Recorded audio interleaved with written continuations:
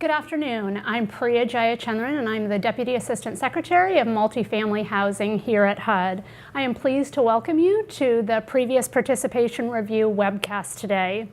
This has been a joint effort of our office, the Office of Multifamily Housing, the Office of Healthcare Programs, as well as the Office of General Counsel, and it has been almost 4 years in the making. As a former HUD stakeholder, I know as well as anyone that the previous participation review process has been a source of a lot of frustration and confusion for both the industry and HUD staff. That's why I'm really excited to be here today and to help launch the new previous participation rule and our supplemental processing guide, which addresses those concerns by streamlining the approach, adding consistency, and focusing the review on the people and entities that are in control of the projects and matter most. I'm going to turn it over to my colleague Roger Lukoff, the Acting Deputy Assistant Secretary of the Office of Healthcare Programs. Thank you for joining us. Great, thank you, Priya, and thank you everyone for joining us. As mentioned, I'm Roger Lukoff, the Acting DAS for Healthcare, and we're really proud that after a very long effort, almost 4 years now, we're pleased to welcome you to this webcast, which will go into the details of how we've made the review process more repeatable, predictable, and consistent. For those of you with the lean process, you know what that means, and we're very proud of this particular effort. While the regulation and processing guide went through public comment, and we have done our best to address both industry and staff concerns and many suggestions, I'd like to remind you we'll be responsive to further input for the purpose of continuous improvement as this progresses. Right now, we have more flexibility to adapt to changes and your feedback through the 30-day comment period on the processing guide. Thank you for participating.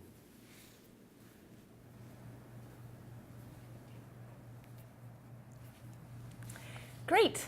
So my name is Kathy Soroka. I'm in the Office of General Counsel.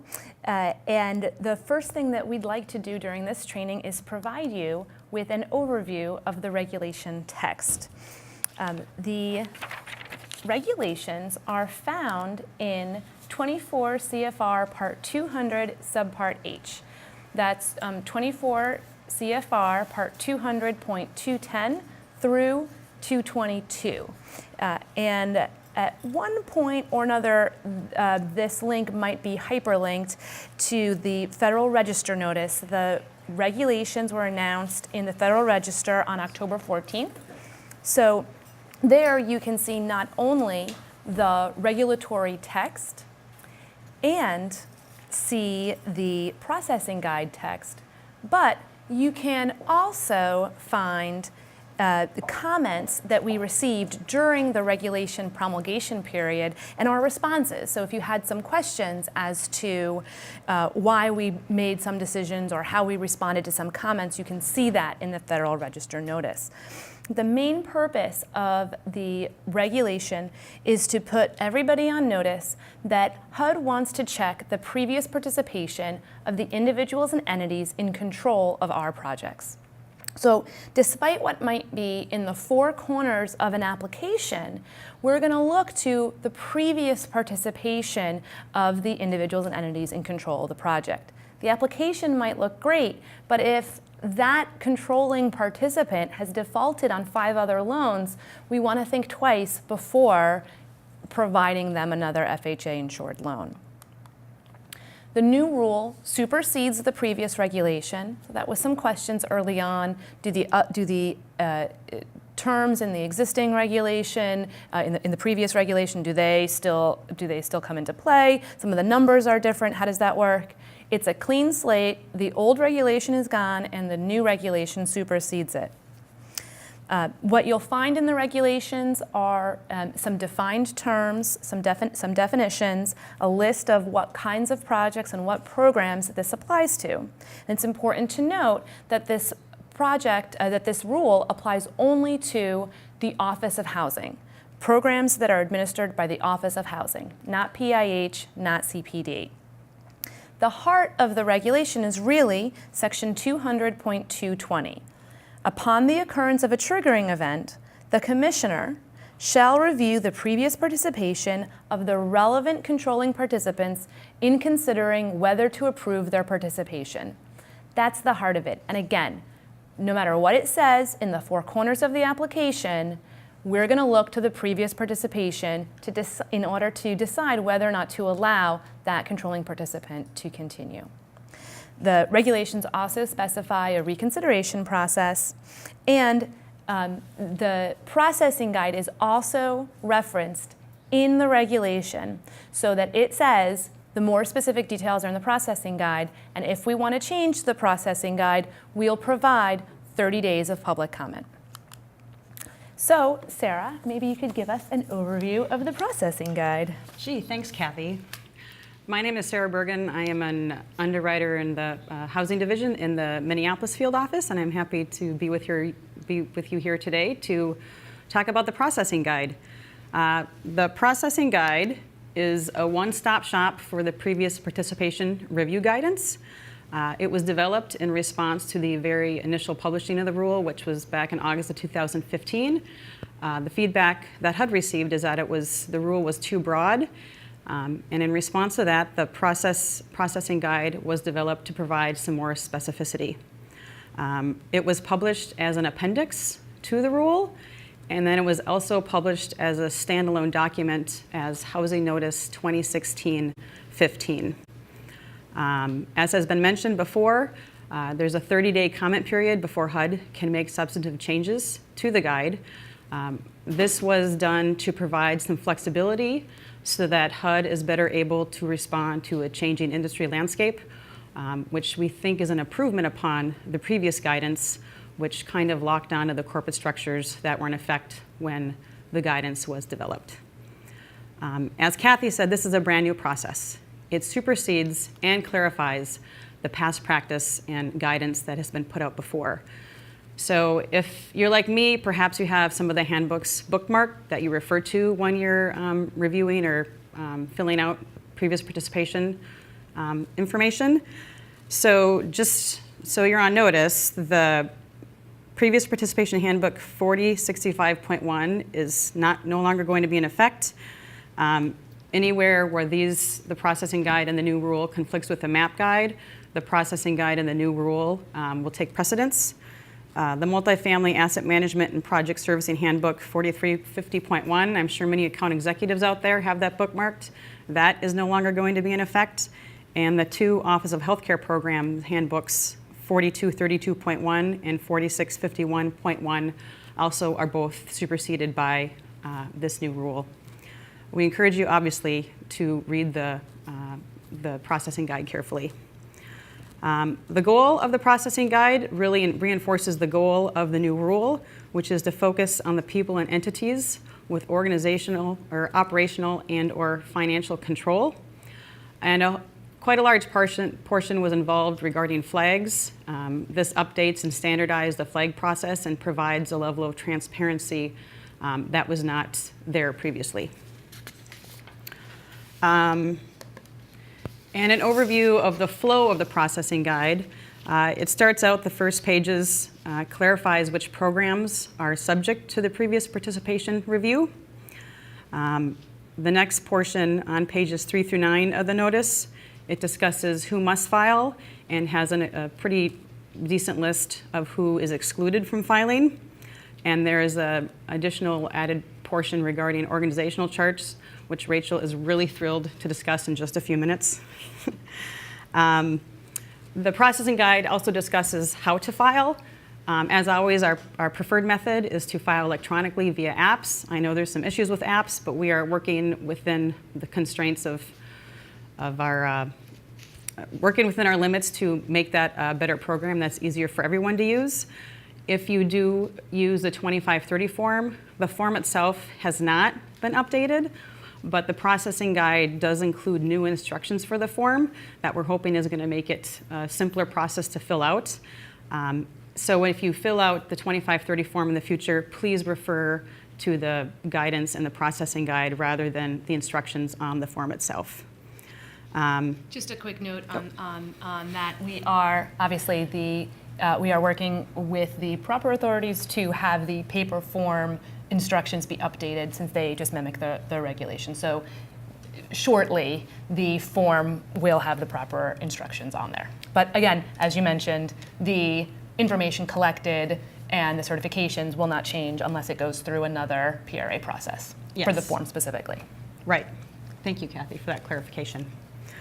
And flags. The processing guide has a significant portion devoted to flags. It's, I think, 5 pages, pages 16 through 21. This divides flags into 3 tiers in order of descending risk to the department, with a Tier 3 flag being the least amount of risk and Tier 1 being considered the highest amount of risk. The processing guide also describes how to review those risks and under what circumstances flags can be placed and under what circumstances they can be removed. Finally, the last 2 pages of the processing guide include a new certification for limited liability investor entities. This certification will simply need to be submitted to the HUD office and does not need to undergo an approval process, unlike the previous certification.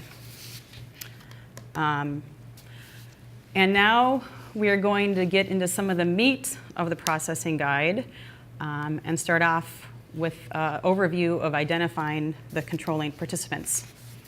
We're just going to dive in because I know there's a lot of confusion on this part. So we're gonna jump in and we're gonna clear up all that confusion. We hope to. So the key question in the processing guide, which follows the rule itself, is again, who has operational and/or financial control? We're trying to target the folks and the entities who have decision-making authority over the covered project. And we don't want to review individuals or entities that don't have any decision-making authority over the covered projects.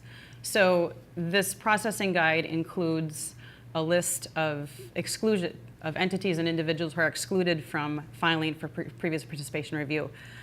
Some highlights of the exclusions are wholly owned entities, shell entities, and one of my favorites is nonprofit board members who do not also have a role in executive management of the nonprofit itself. As long as you are just simply a board member of a nonprofit, in most cases you're not going to be required to file previous participation review. I know this is going to probably benefit a lot of our risk share projects, and our volume has seen quite an uptick recently. For instance, I've got a 2530 on my desk right now with a risk share program, and the nonprofit has 45 board members, and each one of those board members is on the 2530. If this had been submitted in a couple of weeks, once this was in effect, that would have only been 2 board members, because 2 of the board members are also the controlling participants within the nonprofit itself, rather than just being on the board. And just like now, the first determination of who is a controlling participant is made by the applicant and/or the FHA lender. We want to see who you think is in financial or operational control of the project and have that supported by an org chart, and we will approve that and then move on to other portions of the application. All right, identifying controlling participants a little bit more. One of the new terms that was brought up in the rule and in the previous participation guide is a specified capacity. And a specified capacity are by definition entities that have operational or financial control of a project. And these are pretty clearly defined for each of the programs. For instance, for housing programs, which is what I'm involved with mostly, specified capacities are going to be the borrower, the owner, the management agent, and if applicable, the contractor. And then in addition to specified capacities being identified automatically as controlling participants, any entity or individual that has operational or financial control of a specified capacity is also considered a controlling participant.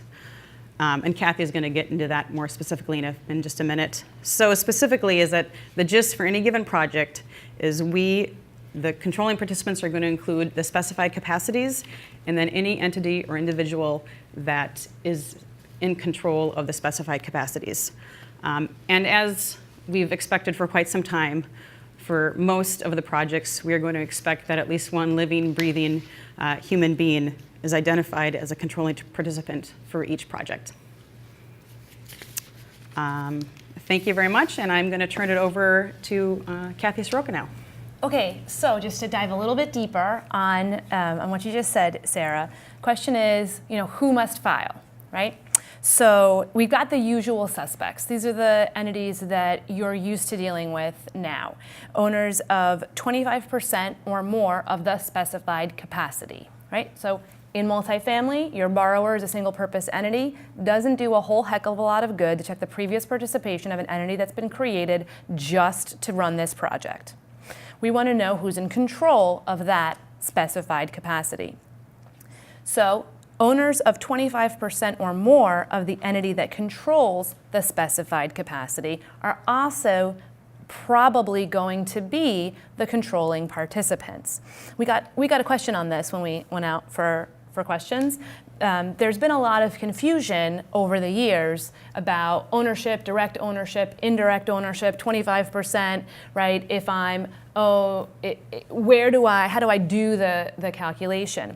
So if you think about it, a general partner may only have 0.01% of an entity, but if they're the general partner, they clearly are they have the financial and operational control, so we would expect them to be filing. In the same way, if the general partner, right, if there's two dudes who control the general partner and they each have 50%, each of them are owners of 25% or more of the entity that controls the specified capacity. So we would, all things being equal, expect those two dudes to file.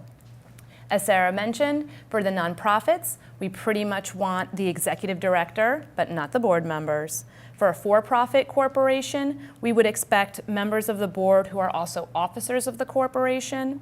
And we would expect in insured transactions the people or entities that are listed in the non-recourse debt section of the regulatory agreement. We would expect those people to be identified there because they're the controlling participants. We would expect them to file previous participation certifications. And again, the bottom line is who exercises the financial and or operational control. So any of the other assumptions that we're making, the point is we're identifying in certain situations who we would expect to be filing. As Sarah mentioned, it's the lender and the borrower, it's the applicant that's providing, just like now, the submissions, the certifications, going through the processing guide, going through the regulations and determining who's in control.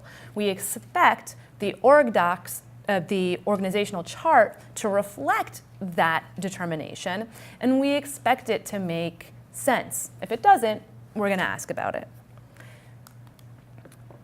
We also specify in the processing guide some of those entities that have been a little tricky recently, right? So if there's a widely held corporation or pretty much any kind of corporation, if there's a controlling shareholder or stockholder, we're going to expect that person or entity to file. For a trust, we're going to expect the trustee to file. And for REITs, we're going to expect the REIT itself to file and the CEO and any company officers that exercise control, but not the officers that don't exercise control. There is a special requirement for hospitals. We do a limited number of hospital transactions every year, and those require more specialized vetting. So the executive management, the chief executive officer, chief financial officer, chief operating officer, or equivalents of the borrower, and the members of the board of directors that HUD determines have control over the finances or operation of the hospital. That would typically be the president, the vice president, the treasurer, chairman of the finance committee, or the equivalents. But again, if you're doing a hospital transaction, you're going to have more of a collaboration with HUD on those steps because we do a limited number of those every year. The processing guide also lists exclusions, those individuals and entities that we would not expect to file all other things being equal. We listed out a bunch of scenarios where we thought these are individuals and entities that we don't think exercise control. So for example, wholly owned entities and shell entities. If the entity is created just for a legal purpose to be a vehicle for others to act through, we don't need to be checking the previous participation of that entity. Similarly, tax credit investors and passive investors, not just low-income housing tax credits, but also historic tax credits, new markets, what have you. Tax credit investors and passive investors, they're not exercising the day-to-day control over the operations. They're in it to provide the investment. They let the general partners and the other members of the organization exercise the control. We want to facilitate that kind of investment, not hinder it. Minor officers, chances are that all of the officers of the corporation are not going to be in a position to prevent a violation from occurring. They're not actually going to be the ones in control of the project, so it doesn't do us any good to be tracking their participation. Same thing, members of the board of directors, if you've got a nonprofit board of directors or even a for-profit board of directors, they're providing some oversight, but they're not providing the day-to-day operational control in most cases. So we don't need to be tracking all of those board members because that's just noise for us. Similarly, individuals and entities with less than 25% ownership. Probably if you have less than 25% ownership, you're not really exercising control. But the processing guide is explicit. We're looking for those individuals and entities that exercise control. So, as has happened, if you set up an entity so that you own 20% and your wife owns 20% and your son owns 20%, well, just because none of you guys have 25% doesn't mean that nobody's in control. You're just trying to be tricky. And the point of this rule is just to put in some common sense so that the form doesn't supersede the function. The point is, who's in control?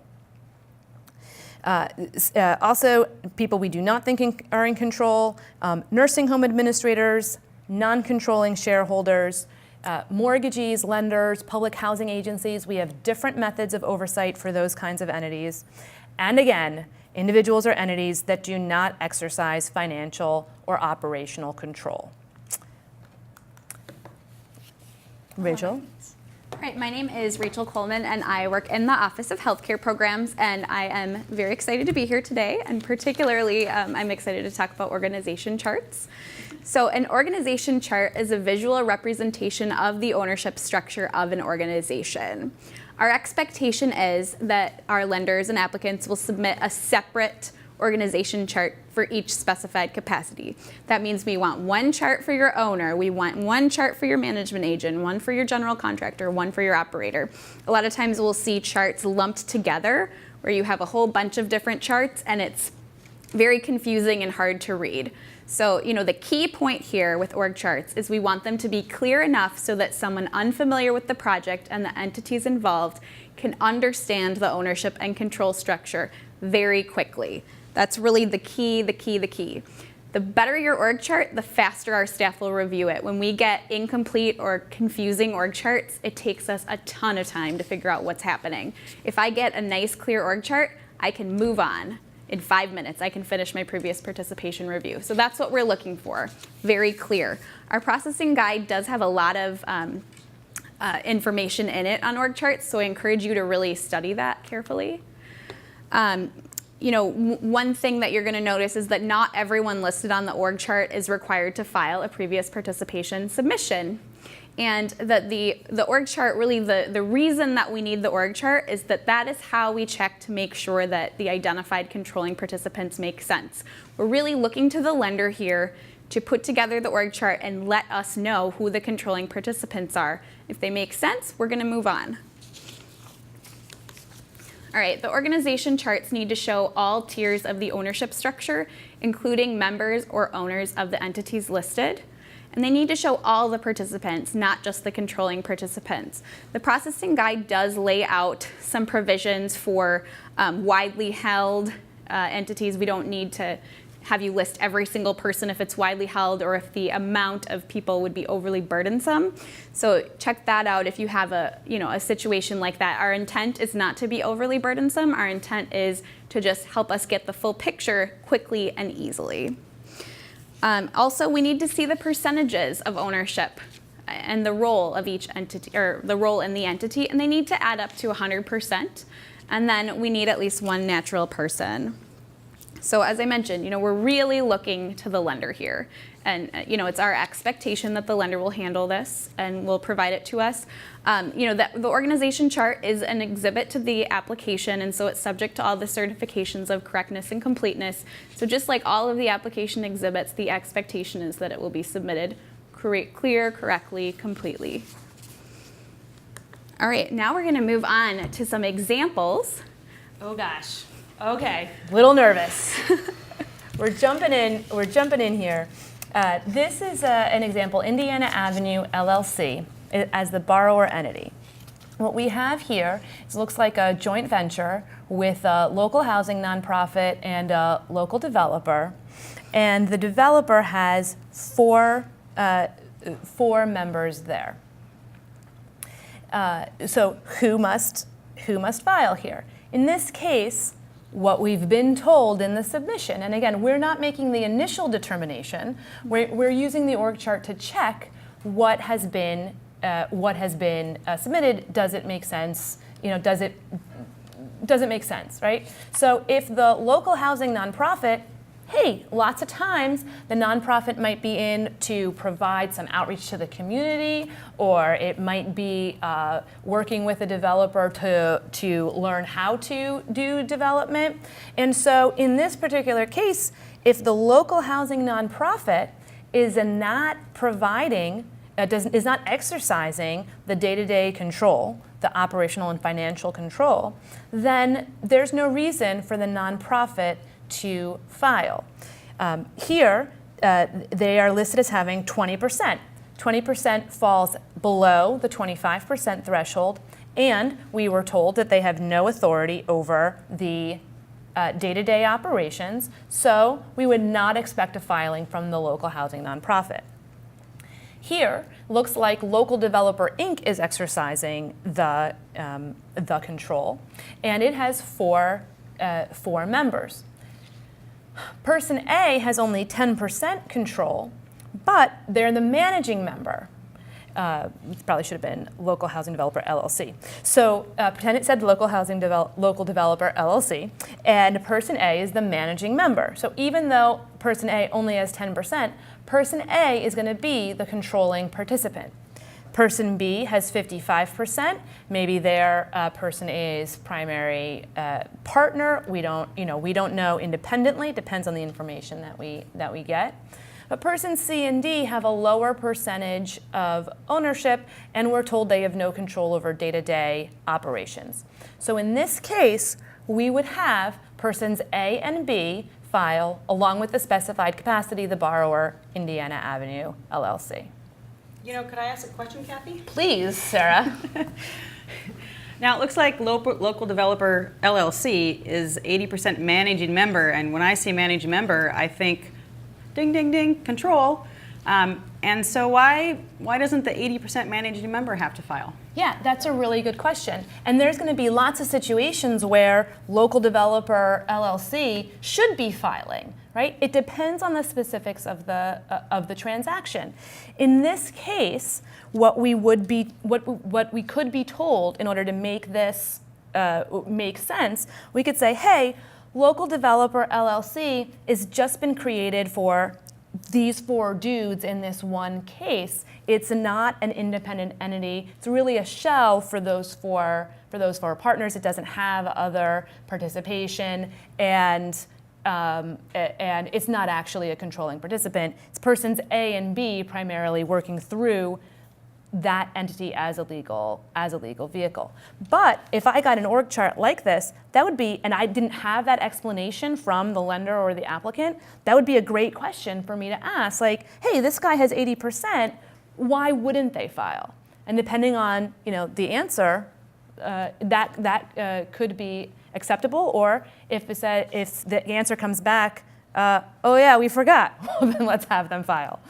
So this looks like an example of where if the lender provides some clear and supportable information about why a local developer LLC doesn't have to file, then, and it's supported by the org chart, then we will follow what they say and approve and move on. Yeah, and I think it's really helpful in the org chart where folks have indicated no authority over day-to-day operations, or acting shell entity or whatnot. I think that kind of helps us frame the conversation. Definitely. Okay, next example. This is a nonprofit, Housing R Us Local Project, Inc. It's a nonprofit borrower entity. It is 100% owned by Housing for All, Inc., which is a national nonprofit and the nonprofit sponsor of the single-purpose entity that's the borrower. And person A is the CEO and person B is the CFO. We also have listed on the side there the board of directors for Housing for All, Inc. Now, in the past, we might have expected all of the directors on the board of directors to file, but in this case, what we're really looking for is Housing for All, Inc., the nonprofit sponsor, and person A and person B as the president, CEO, and CFO, as well as the specified capacity, the nonprofit borrower entity that's the specified capacity in this one.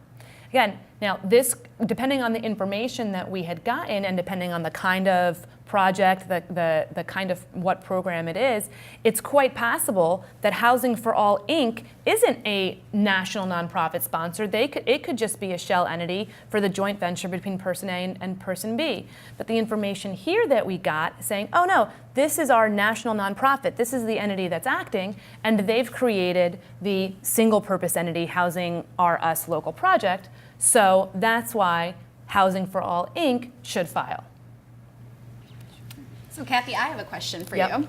So one of the things that I know has been sort of confusing for some people is, if we're talking about day-to-day control, isn't that the board of directors on a nonprofit? Aren't they really the ones who are, they're on the, they have meetings and things? Why aren't they considered a controlling participant? That's a really great question. And I think, it's possible we could see a scenario where the board of directors are very involved in the running of a nonprofit.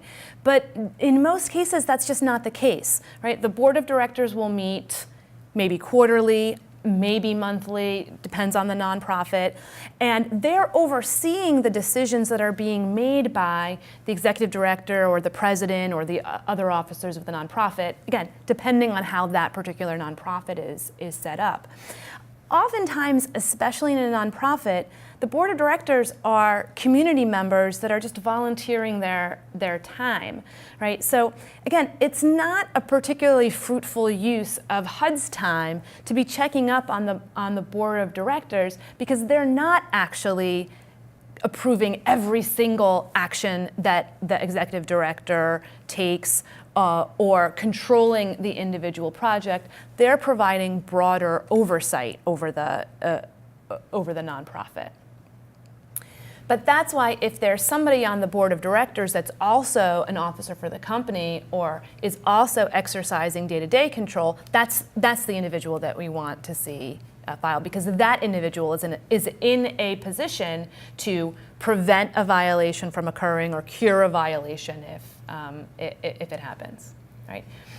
If you think about even the other officers on the board of directors, you look at the secretary of the board of directors for the nonprofit. Probably the secretary's only job is to keep notes of the board meeting, right? To keep the minutes of the board meeting. The treasurer may be doing some audit work of the nonprofit, or might literally just be in charge of like buying the pizza that night, right? There's a huge range in nonprofits. Some of them are really sophisticated and the boards of directors are really sophisticated, do a lot of oversight, and some of them are more of a community organization and don't exercise that kind of control. You're a great explainer, Kathy. Oh, thanks. Okay. Let's hope I'm right. Okay. Atlantic Avenue Limited Partnership. This is a more of a complicated structure, and here we see this would be a tax credit transaction. Okay, so we see that the managing general partner is listed as B&O GP1 LLC. There's another general partner listed, Illinois Avenue GP2. There's also an investor, Moneybags Equity Fund LP, and squished in there, there's Moneybags SLP, Special Limited Partner with a 0% interest. So again, most of the time we'll see one general partner, but sometimes you could see a couple. I know there's a tax credit, California state tax credit that requires nonprofit participation, and so often there's could be an administrative general partner and a managing general partner, or various variations on that. But what's important again is who's in control of the day-to-day, right? So here we are told that B&O GP1 is really the managing general partner. It has two members, Connecticut Avenue Management 2 LLC, an 80% member and manager, and Baltic Avenue LLC, a 20% member with some investors there investing in it, and Person F and Person G acting through Connecticut Avenue Management 2. This is really our controlling entity on this one. We're told this is the managing general partner. What we're told is Baltic Avenue doesn't have control over the day-to-day. It's really going to be Connecticut Avenue Management LLC, and it's going to be Persons F and Persons G. Illinois Avenue GP2, again, there could be a scenario, a similar structure, where Illinois Avenue GP is really exercising the control, even though it's only a 0.0035% member. The percentage of interest in that case isn't what's important. It's how does the partnership agreement split out the control rights, and if the lender in their vetting has determined that it's really B&O GP1 and Connecticut Avenue Management 2 LLC, that is certainly plausible. If you're willing to certify to that, we're willing to accept that. A couple other things I would point out: Moneybags Equity Fund LP very likely has a number of investor members in that fund. We don't care. We stop at the investor member level. So all we need is the LLCI, the certification from Moneybags Equity Fund LP. Again, the revised form at the end of the processing guide eliminates the HUD approval.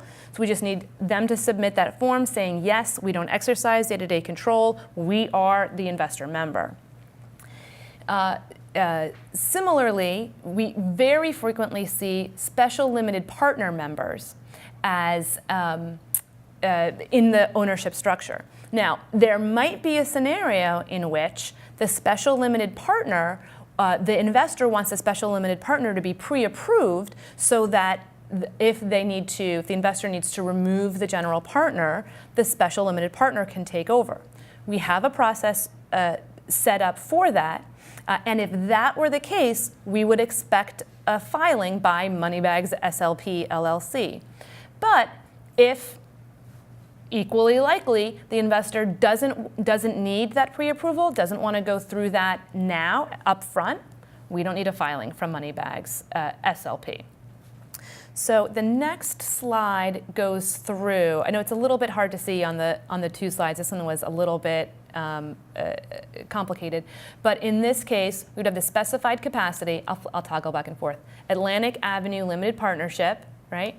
And then we've been told Connecticut Avenue Management 2 LLC is not a shell entity. It's an entity that has development experience, and it's controlled by Persons F and G. So we would get Persons F and G and Connecticut Avenue Management LLC.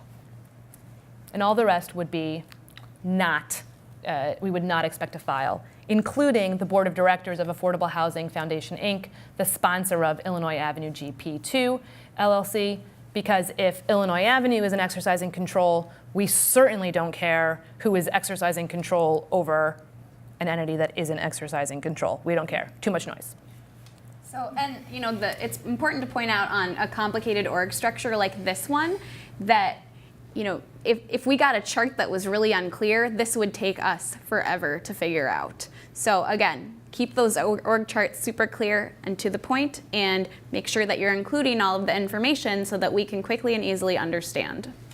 And if it takes us forever, that means we're probably sending a lot of questions or having phone calls with our lender. And I mean, not only is it taking our time, but it's taking your time as well. So. Okay, another example, and we're almost done with examples. We have another example here, Marvin Gardens LLC. Person A is the president and CEO.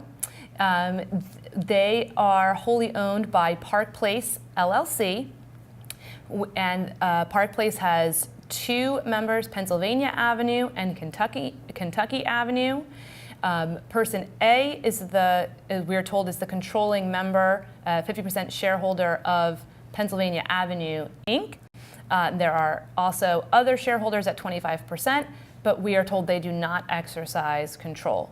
So in this case, the submission comes in and person A submits, as does the specified capacity Marvin Gardens. And the explanations that we receive is that Park Place LLC is just a shell entity for Kentucky Avenue and Pennsylvania Avenue. Pennsylvania Avenue, we're told, is a shell for persons A, B, and C. It does not have an independent entity. It's going to be used solely for this transaction.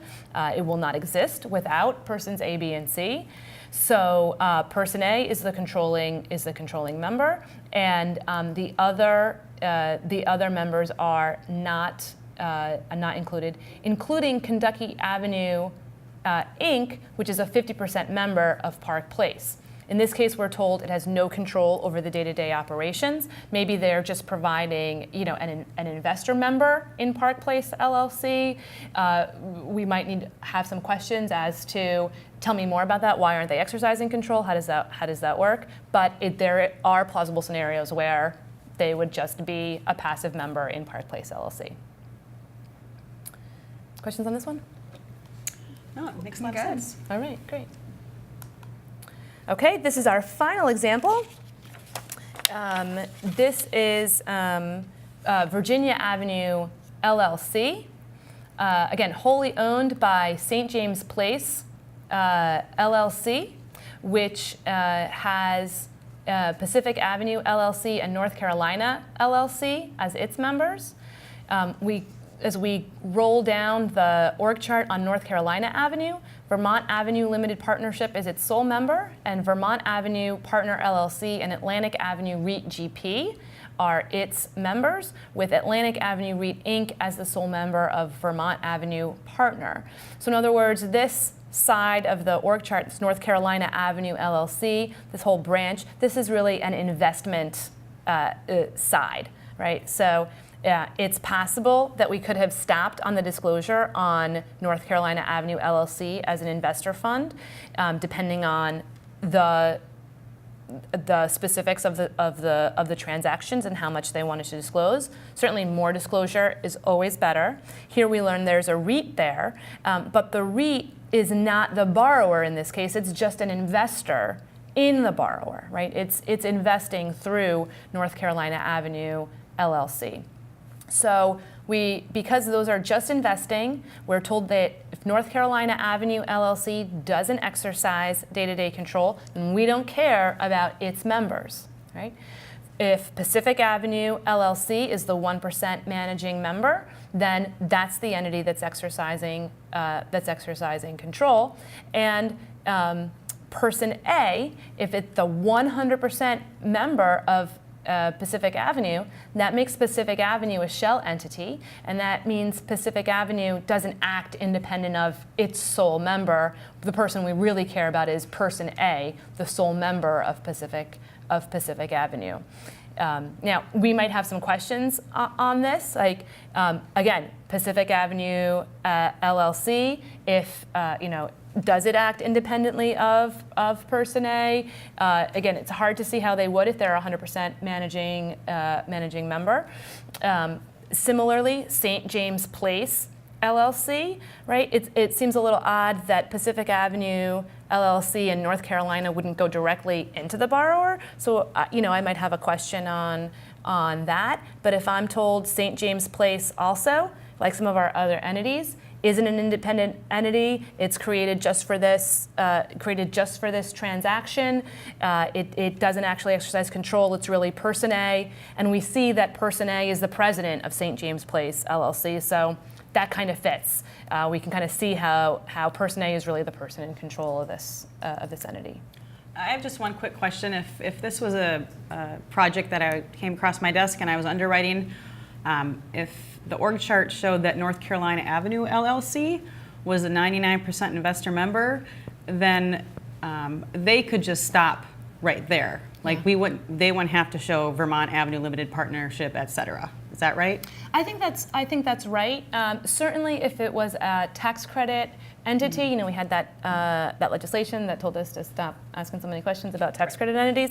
But this might not be a tax credit transaction. They could just be an investor in this situation, and for underwriting purposes, they might have been providing more detail because North Carolina Avenue LLC, in a tax credit scenario, you would have a syndicator. The underwriting would be vetting the syndicator, as well. And here, it might just be a vehicle for the Atlantic Avenue REIT. And so that could be a scenario under which you would want that additional information so that you could do your vetting of the actual investor, for underwriting purposes. And if you've put it together for underwriting, why not provide it, already for previous participation review? But you're right, wouldn't need to get below the investor member because we've excluded investor members from previous participation review.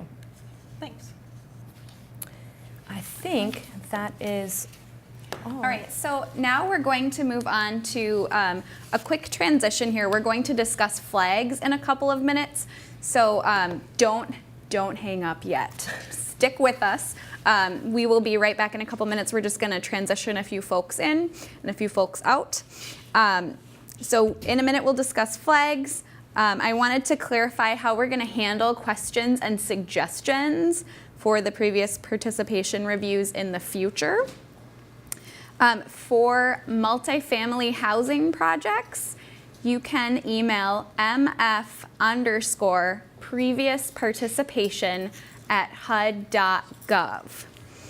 For Office of Residential Care Facilities projects, which is the 232 program, you can email leanthinking@hud.gov. For the Office of Hospital Facilities program, which is the 242 program, you can email hospitals@hud.gov.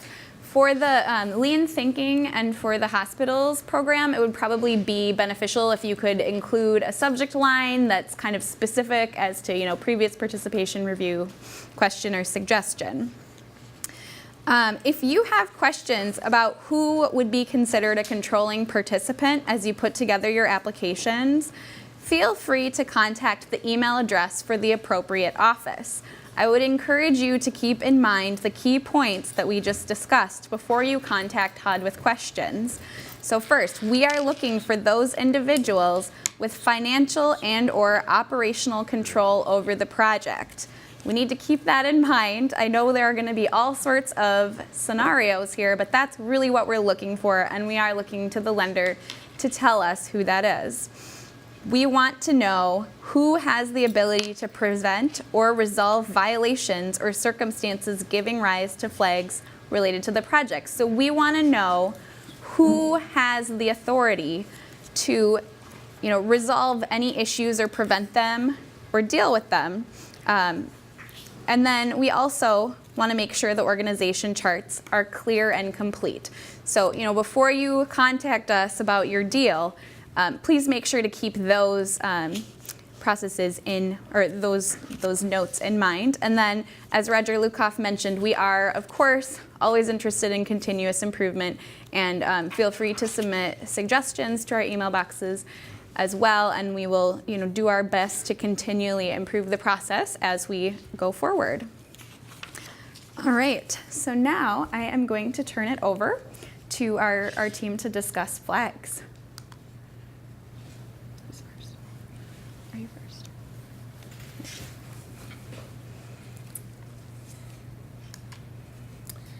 Hi, my name is Rita Dockery, and I'm with the Office of Healthcare Programs.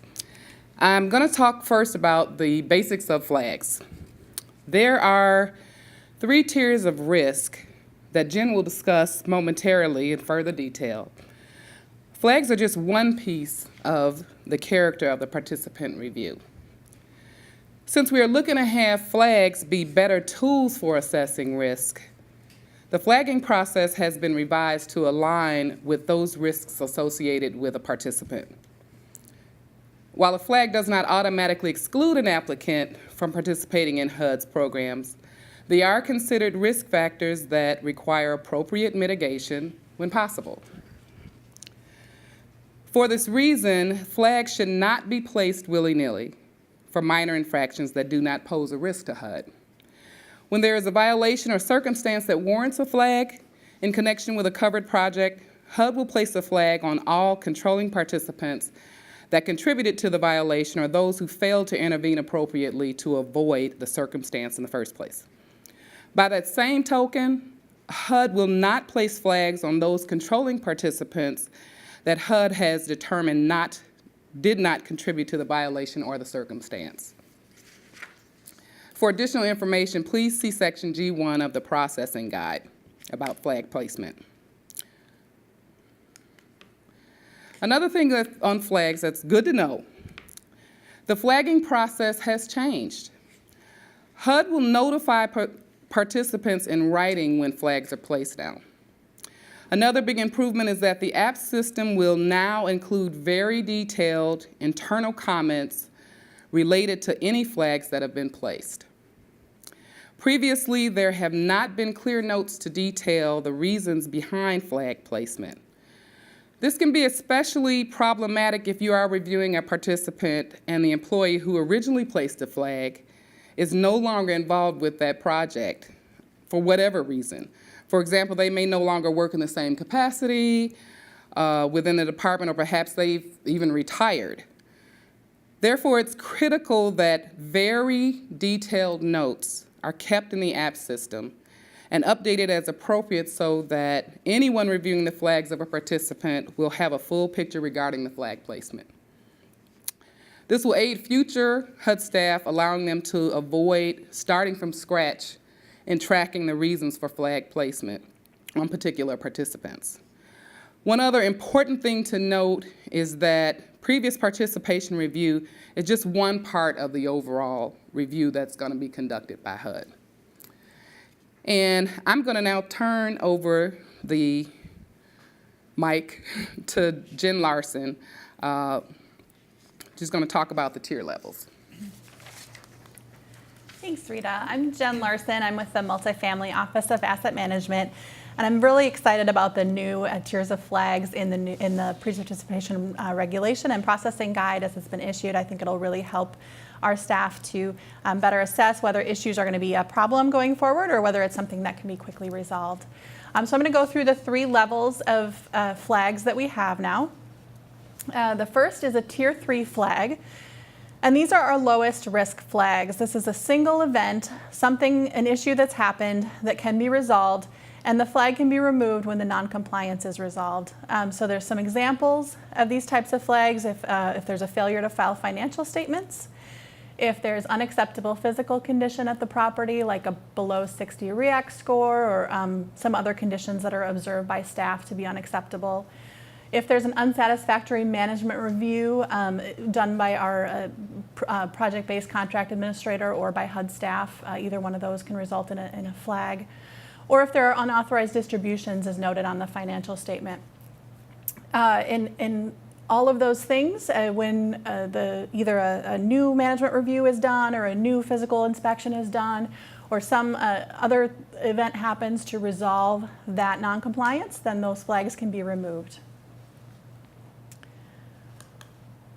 As an example of a temporary risk, Project A may not have filed their financial statements on time. At that point, an automatic Tier 3 flag is placed by our system, And the entity is referred to the Departmental Enforcement Center, or the DEC, for a follow-up on that non-filer incident. If the annual financial statement is filed, then the flag is resolved automatically. If it's not filed, then there may be further enforcement action that takes place. Another example of a Tier 3 flag is a project that maybe got a REAC inspection that was 25, and that's unacceptable physical condition. The project's flagged with a Tier 3 flag for unacceptable physical condition, and it's referred to the Departmental Enforcement Center, or the DEC, for a follow-up. There's a notice of violation or default that's sent out. The owner at that point has 60 days to make all the repairs that are detailed in the physical inspection that were observed. All the deficiencies have to be corrected. And then the property is re-inspected after that 60-day period. Assuming that the owner has done what they need to do and the repairs have taken place and the REAC score is now above 60 and in an acceptable physical condition, then that flag can be removed. If the REAC score is still below 60, there may be a Tier 2 flag placed, and there may be additional enforcement action that's taken against that owner. Now we move on to Tier 2 flags, which are flags for ongoing compliance risk. And ongoing compliance risk represents an owner that's done either a Tier 3 flag, received a Tier 3 flag at several different properties for the same offense, or maybe they've done the same thing at the same property year after year after year, and we're really getting tired of it, and we have to say, you know, we need to know this for future. Before we do any further business with you, we want to know that you have not followed our regulations in the past, and you're not complying with HUD requirements on multiple properties. These flags will remain for a 5-year period of time as a risk factor, even if the underlying issues are resolved. So some examples of Tier 2 flags are repeated failure to file annual financial statements, unacceptable physical condition if it occurs at multiple properties or at the same property multiple times. If there's a conversion to an unapproved use, unauthorized change in participant, if there's a property sale that takes place without getting HUD's approval first, or unauthorized HAP transfer or something like that. Or if there's repeated unresolved audit findings. So say there's an AFS that's non-compliant for several years in a row, we may place a Tier 2 flag for that. So let's talk through some examples of Tier 2 flags. So first example is where the controlling participant, he owns project A, B, and C, doesn't file annual financial statements by the deadline for any of those projects, and does not respond to HUD correspondence. So 3 Tier 3 flags will be placed automatically, one for each project. Those will be removed when the annual financial statement is filed. But our staff, in looking at that, will say, hey, there's a pattern of behavior here of filing late annual financial statements. And they may place a Tier 2 flags that will be retained for 5 years. Even if the AFS have been filed and the Tier 3 flags have been resolved, this Tier 2 flag will stay. And there may be additional enforcement actions as taken by our Departmental Enforcement Center for those types of issues.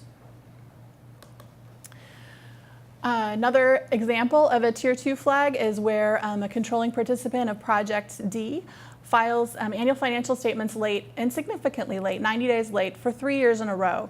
Every year there's a Tier 3 flag that's placed. It's removed every year when the AFS is filed. But after 3 years we say, no, really, this is, we need to make sure that we understand that this is going on for this participant going forward. And a Tier 2 flag is placed in year 3. And that'll be retained for 5 years, even if the annual financial statements are filed. And there also may be additional enforcement actions as taken by our Departmental Enforcement Center. Another example of a Tier 2 flag is where a controlling participant of Project E takes unauthorized distributions for several years in a row. Often we have this with, especially with new owners or new participants in projects where they don't understand HUD's distribution schedule. The first year they take unauthorized distributions, we say, no, don't do that. You have to wait until your financial statements have been filed and you're clear to take those distributions. So we say they do that the first year, there's a Tier 3 flag placed, it's removed after the first year. But say then they do it again the next year, and we say, no, really, Tier 3 flag, it's placed, and then when the distributions are repaid, or when the situation is resolved, the Tier 3 flag gets resolved.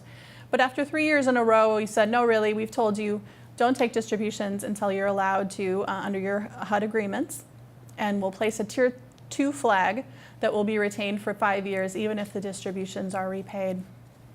And again, there may be additional enforcement actions there as well. Now, the last level of flag is the most serious level of flag, a Tier 1 flag. This represents something that's so serious that the department wants to consider it for any future business with the participant. So it represents a significant long-term risk to the department, and it's something that we need to be aware of before considering future business. These are permanent flags, things that we want to stay on the record as long as the participant is doing business with HUD. Examples of Tier 1 flags are mortgage assignment or mortgage claim, where there's a claim against the FHA fund or an assignment of the mortgage. Suspension or debarment, current or past, of any of the participants in the project. And a conviction of fraud, embezzlement of funds, or other kind of criminal problem that is experienced by the property owner or management agent. So some examples of Tier 1 flags that might be placed. Say a controlling participant of Project A, say they submitted from fraudulent information during the underwriting. We didn't discover it at the time, discovered it later, and there was a mortgage assignment. As a result, there would be a Tier 1 flag placed for mortgage assignment, and also a Tier 1 flag placed for fraud conviction. And of course, there may be additional enforcement actions in those cases, both from HUD and outside HUD and through law enforcement. Another example of a Tier 1 flag would be a controlling participant of Project B violates the HAP contract. Say there's a project with just a HAP contract, a housing assistance payments contract, no other involvement with HUD outside the contract. But the controlling participant begins using the property assets for their personal gain and kind of siphoning off project funds, and the project then goes under. It may be referred to the Property Disposition Center for foreclosure to be sold at auction, but a Tier 1 flag would be placed on that participant to ensure that they can't do any further business with HUD without a really high level of review. And there may be additional enforcement actions in that case also. That's it for an overview of the flags. I'm going to turn it over to Kendall, who's going to start talking about how we are going to review participants under this new. Cool beans, thank you. So my name is Kendall Allen, and I work out of the Jacksonville Satellite office in our multifamily production division. So we're going to talk about reviewing participants. So HUD's options when we receive our applications, it's either to approve a participant, conditionally approve a participant, which means that we will approve you under certain conditions. You can have limited participation, where you're just limited to some aspects of the project, and we can disapprove you. But note in the processing guide, there are ways to talk to, I guess, directors, or just how can I say this? Just reconsider your our disapproval for the disapproved 2530. So moving right along, we're talking about reviewing participants with no flags. So if there are no flags in the app system and the applicant is able to make all certifications, the previous participation review is pretty much considered complete.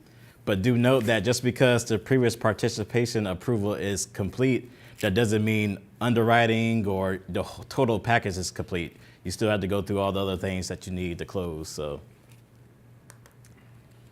reviewing participant with current flags. If there are current flags in the system, HUD will review comments in the system related to the flag, which if it's been a flag for a property or for an owner who's been in there, participant who's been in our system, asset management might have already had comments in there. Lender and participant explanations and mitigations will also be part of the review. Whether flags need to be resolved, and then rather the flag history to assess patterns of misconduct and risk to the department. So get into reviewing Tier 3 flags, which are basically our low flags. And all Tier 3 flags have a duration of 5 years. So if an owner or participant elects not to do anything, they can wait 5 years and before they can participate again, and all the stuff will fall off for Tier 3 flags. But participants may be approved if conditions and their approved condition columns are met. So an example would be REACT score. Project A receives a REACT score of 50. Their second consecutive below 60. Controlling participants in Project A is flagged until Project A receives REACT inspection over 59 on the next inspection. Controlling participant in Project A would like to do new business with HUD in Project B. HUD can approve the participation in Project B if the flag participants certify that 100% of the units in Project A, which they got flagged for with the low REACT score of 50, has been inspected and all physical deficiencies have been removed. Another example of Tier 3 flags would be failure to file financial statement. Project A has not filed the annual financial statement by the deadline. Controlling participant in Project A have received automatic flags. So that participant in Project A would like to participate in another project. So before they can participate in the next project, they will have to file their AFS and make it current. And HUD will remove the flags and may approve participation in Project B. So basically, what we're saying here is just have the participant, or if it's the owner, just have them file their annual financial statements when they're supposed to and try not to be late with it. So also note that HUD will remove this flag when missing AFS have been submitted or 5 years after the placement date of the flag, whichever is sooner. Other Tier 3 flags are listed in the processing guide that I'll mention right now. You have delinquent payments of 3 or more on your mortgage amount or your mortgage payment. So those are removed by curing the delinquency, explaining the cause of the delinquency. Maybe something happened within the project, or like there was a fire at one of the buildings, so they had to handle some things and they might have became late on the payment. So just letting HUD know and just relaying to us why, just telling us why there was an issue in paying the payment. And then another would be, example of approval condition would be efforts, have a plan, present to us a plan ahead of time on how you expect to make the payment next month if you're just having troubles with making the payments. So that's just an example of another Tier 3 flag. And another one's unauthorized, well, we talked about that.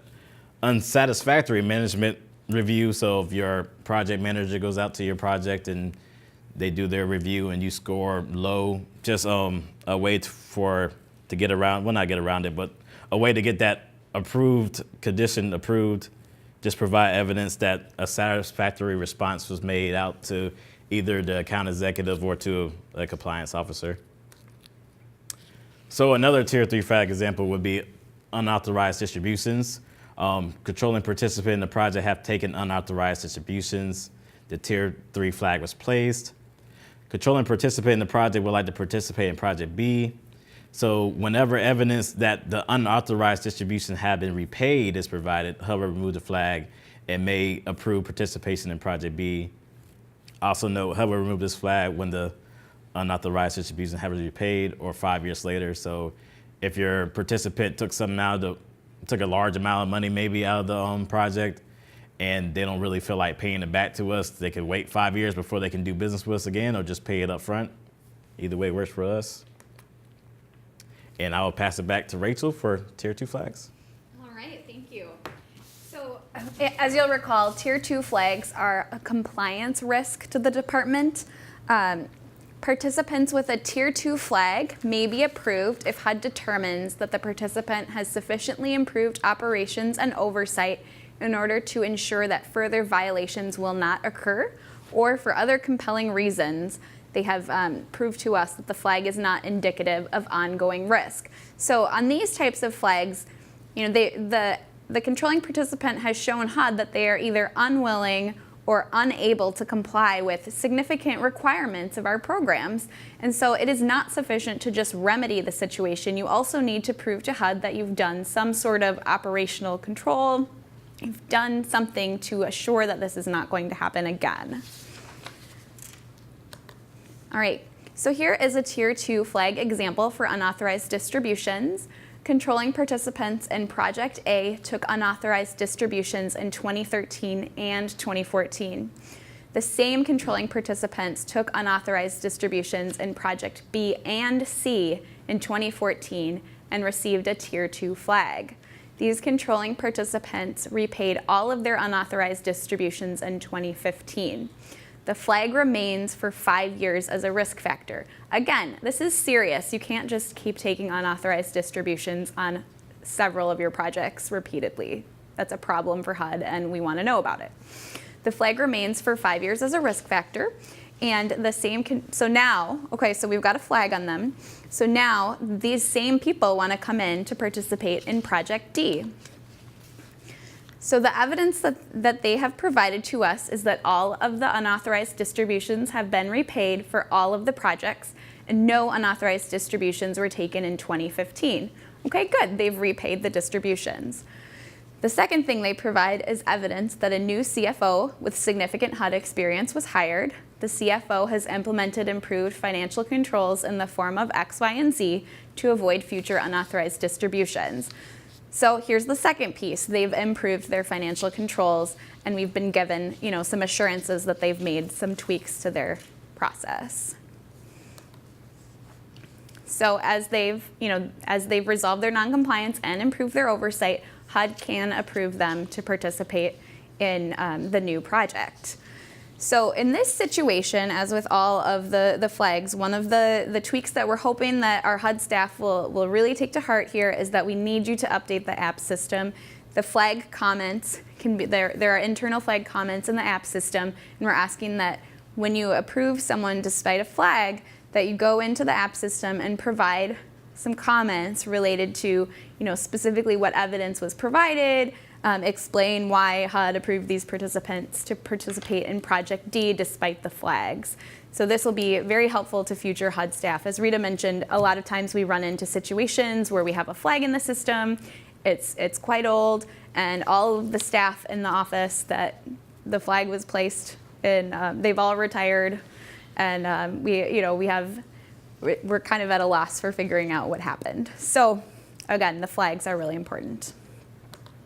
All right, next I wanted to go through an example of a Tier 1 elevated risk. As Jen mentioned, these are our most serious flags, and this is where we want our staff to be spending the majority of their time. This is where the risk is, and this is where we need to focus our efforts. So participants with a Tier 1 flag may be approved if HUD determines that the participant has sufficiently improved operations and oversight to ensure that the violations will not occur, or for other compelling reasons the flag is not indicative of ongoing risk. And again, we would update the app system. So here's an example. Property C had 2 controlling participants, person A and B, when the mortgage was assigned 7 years ago. Tier 1 flags were placed on both controlling participants. Person B has applied to refinance a project with FHA insurance. Person B has demonstrated successful ownership of 20 other projects in the last 5 years, including the proposed refinance project. So they've been successfully operating this exact project that they're trying to refinance with HUD. Person B has also brought in a new partner, person C, with significant positive HUD experience. All right, so because we've seen that they have better experience and that they've improved operations and that they have significant experience and they've brought in that new experienced partner, we may approve them, and of course we would update the app system with comments. All right, I'm going to turn it over to Jen. Yeah, and I'm just going to summarize what we've talked about in terms of flagging and reviewing participants. So first of all, we are really excited about this new regulation in terms of getting us to who really presents a risk for ongoing business. Just like in the first part, we were talking about controlling participants and who represents a risk as far as who's controlling the company.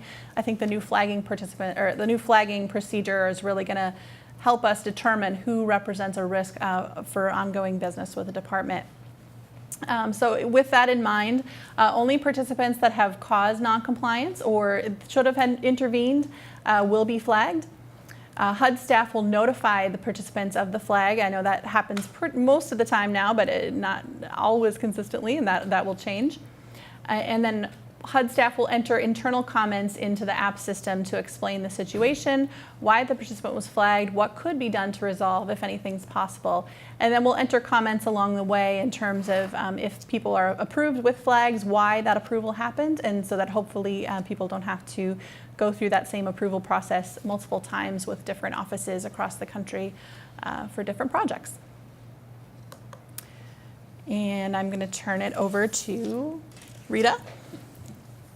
Thanks, Jen. To talk about filing. I'm going to talk about filing of the previous participation certification.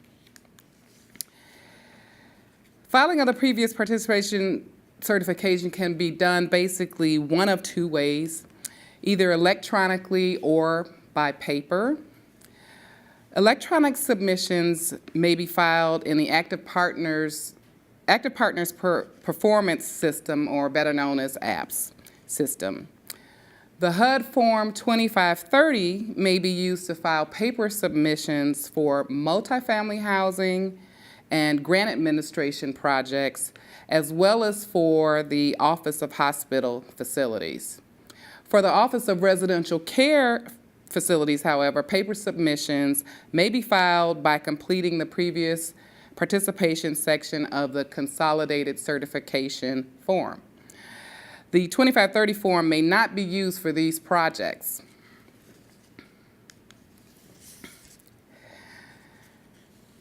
It is the responsibility of each participant to ensure that the filing is correct, complete, and accurate.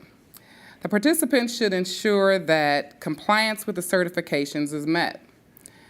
In the rare instances when there is a certification that the controlling participant cannot certify to, the participant must strike through that certification and provide a signed letter of explanation.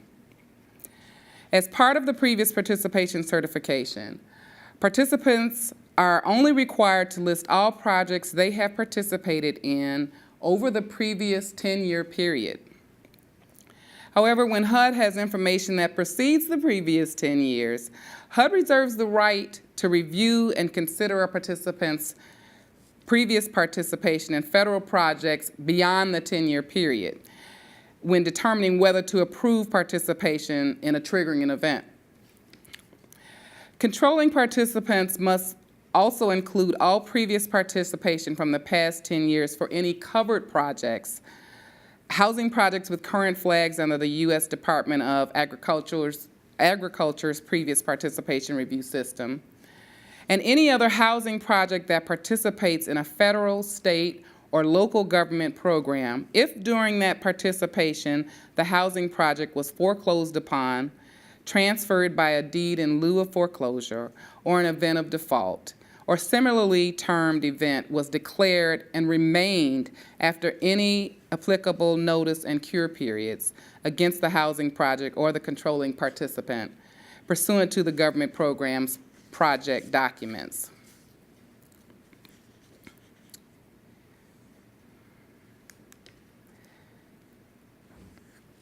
So, I'm just going to mention the two different ways that you can file a HUD 2530. We have the app system, which, in our world, everything's more electronic. HUD is now trying to catch up with everybody else and going digital with everything. So the apps is a way that we do that. And HUD staff understand, and we know the lenders understand that the app system's not perfect, but we do have some new ways that we've upgraded. Like, you can submit with e-signatures now. So now you don't have to submit online and then send in the signature. Now you can just do it all there. Also, you can upload your organizational chart with signature pages into the system. And now you only have to include the controlling participants. So not everybody, just whoever's controlling the project, the project pretty much. And we just we do encourage that you use this method in filing because it's a little bit easier, smoother, and it helps us move into this new age of just everything electronic. But also we do have our Form 2530 that's used for housing and hospital programs. That's the paper filing. The notice includes specific completion instructions to clarify, past confusions and inconsistencies. Still have to register in the business partner registration system and attach an organizational chart when you're sending in the 2530s. So passing back to Rita to talk about. Thank you, Kendall. When filing the paper option for Office of Residential Care Facilities, the previous participation certification is incorporated into consolidated certifications. An organization chart must be attached to the consolidated certification. Participants must also register in the Business Partner Registration System, or better known as BPRS. The organization chart must include tax ID numbers, Social Security numbers, for all controlling participants. And lastly, as stated earlier, Form 2530 no longer is used for 232 projects. Pass it back to Kendall. All right. So wrapping up, as Rachel mentioned earlier, if you have any questions or comments, please see the links listed below. Other than that, I know how hard some of us have worked on this presentation for you guys, and we hope that you guys enjoyed it and got something out of it. So we just ask you guys to enjoy the rest of your day, and see you soon.